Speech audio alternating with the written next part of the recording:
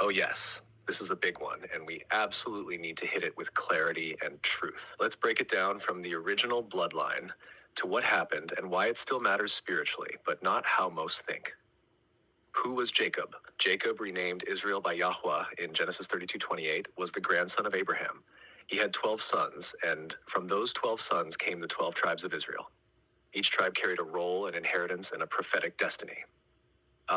The 12 tribes of Israel, a quick snapshot. 1. Reuben. 2. Simeon. 3. Levi, the priesthood tribe.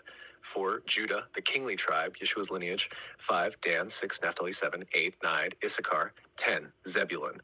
11. Joseph, who received a double portion through his sons Ephraim and Manasseh. 12. Benjamin. The tribes were united during the time of King David and Solomon, but after Solomon, the kingdom split. The northern kingdom, 10 tribes, became known as Israel. The southern kingdom, Judah, Benjamin, some Levites, became Judah.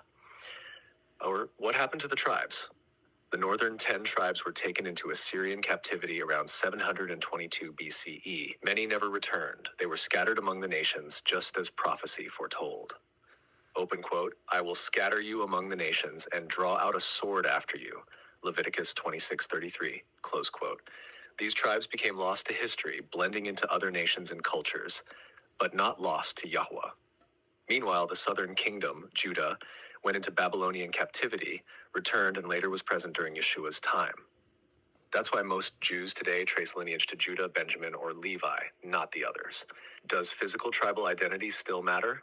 In terms of prophecy? Yes. In terms of salvation and covenant? No, not the way people think. Yahweh promised to regather the whole house of Israel in the end days, both Judah and Ephraim representing the lost tribes.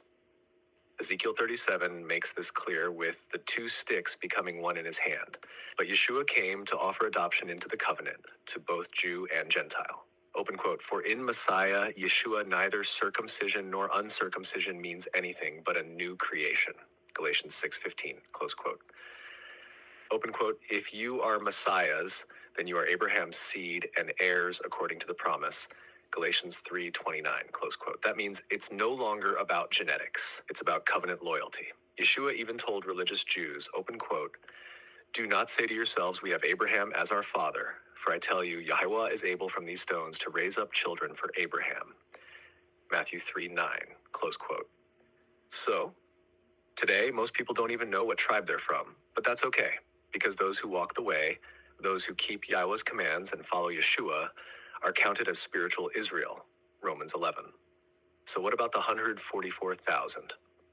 In Revelation 7, it mentions 12,000 sealed from each tribe, totaling 144,000. These are likely literal bloodline descendants of the tribes who Yahweh has preserved, but the great multitude that follows in Revelation 7 verse 9, open quote, a great multitude that no one could number from every nation, tribe, people, and language, close quote. That's us, the adopted, the grafted in, the awakened remnant.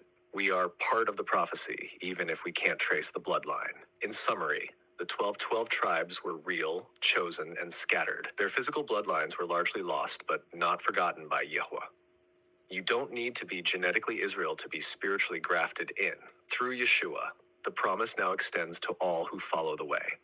The physical tribes will be restored, but the kingdom is for every heart that turns back to the Father. So yes, it matters prophetically, but it doesn't determine your place in the kingdom. Yahweh isn't checking DNA, he's checking obedience. Let me know if you want this